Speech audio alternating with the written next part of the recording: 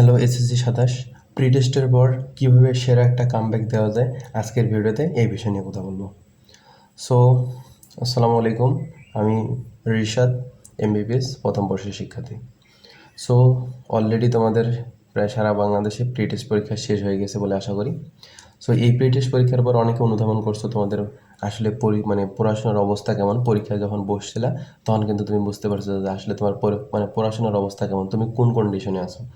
So তুমি যেই কন্ডিশনে থাকো না কেন, হতে পারে সবচেয়ে ভালো, হতে পারে মিডিল ক্লাস, হতে পারে লোয়ার ক্লাস। আমি যদি আজকের এই 4টা টপিকস নিয়ে কথা বলবো, এই 4টা টপিক যদি তুমি ফলো করতে পারো, ইনশাল্লাহ মেন পরীক্ষায় সবচেয়ে ভালো একটা রেজাল্ট তুমি করতে পারবে। তো চলো আমরা মেন ভিডিওতে চলে যাই। সবচেয়ে 4 নম্বর যে টপিক্সটা বলবো সেটা হচ্ছে সবচেয়ে গুরুত্বপূর্ণ টপিক্স। সো শেষ পর্যন্ত দেখবা বলে আশা করি, এবং শেষ টপিক্সটা তুমি যদি ফলো করতে পারো, সব বোর্ড পরীক্ষায় তুমি সর্বোচ্চ সুন্দর একটা রেজাল্ট করতে পারবা। ওই একটা টপিক যদি তুমি দখলদারিত্ব দেখাতে পারো 100%, তাহলে তুমি সবচেয়ে ভালো একটা রেজাল্ট করবা বলে আশা করি। তো চলো শুরু করি। প্রথম 1 নম্বর টপিক হচ্ছে বোর্ড বইয়ের দাগানো লাইন পড়া।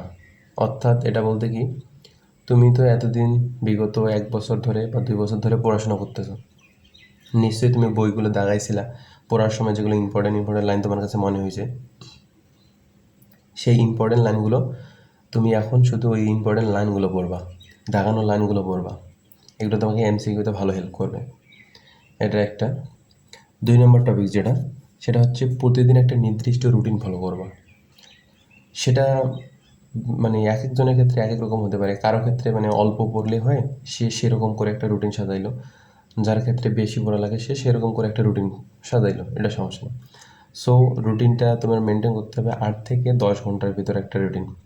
অর্থাৎ যারা একটু ভালো পড়াশোনা করতে পারে, বা যাদের একটু খুব তাড়াতাড়ি পড়াশোনা হয়, তার মনে হয় যে 5-6 ঘন্টা রেগুলার পড়লো। এখন থেকে 5-6 ঘন্টা রেগুলার কিন্তু অনেক বেশি। সো যাদের একটু কম হয় তারা 8-10 ঘন্টা হলো। অর্থাৎ এক কথা শেষ, তুমি নির্দিষ্ট প্রতিদিন একটা টার্গেট করবা, সেই টার্গেট অনুযায়ী তুমি পড়াশোনা করবা যতক্ষণ পর্যন্ত শেষ না হয়। সো এটা গেলো 2 নম্বর টপিক। 3 নম্বর টপিক হচ্ছে কি, সপ্তাহে 2টা অথবা 3টা মডেল টেস্ট দেওয়া। এটা কেমন করে? সাপোজ দেখো তুমি যখন রিভিশন করতেছো, মনে করো যে আজকে এই 4-5টা অধ্যায় তুমি রিভিশন করবে। এই 4-5টা অধ্যায় রিভিশন শেষে তুমি এখন কী করবে? এমসিকিউ বা সিকিউ প্র্যাকটিস করবে। ওই 4-5টা অধ্যায় থেকে তুমি 2-3টা সিকিউ নাও, 2-3টে সিকিউ করো। আর ওই 4-5টা অধ্যায় থেকে তুমি 8-10টা এমসিকিউ নিলা, এমসিকিউ করলা। এই যে এটাই তোমার মডেল টেস্ট, কিন্তু হাতে লিখে প্র্যাকটিস করতে হবে। কারণ তোমরা প্রি টেস্ট পরীক্ষা তো দিয়ে আসলা, যারা আগে প্র্যাকটিস করোনি, হঠাৎ করে প্রি টেস্ট পরীক্ষায় গিয়ে বসছো, তারা কিন্তু আসলে বুঝতে পারছো যে সময়ের ভিতর প্রতিটা প্রশ্নের অ্যান্সার দেওয়া কতটা গুরুত্বপূর্ণ, কতটা টাফ হয়ে দাঁড়ায়। অর্থাৎ বিশেষ করে বাংলাতে তো বেশি সিকিউ লেখা লাগে। এগুলোতে গিয়ে তোমার কী হয়েছে, সময় মেনটেন করতে পারে না। সো সময় যেন মেনটেন হয়, এর জন্য তোমাকে এখন থেকে প্র্যাকটিস করতে হবে লেখালেখি। এরপর সবচেয়ে গুরুত্বপূর্ণ একটা টপিক হলো must solve the board question or MCQ or CQ.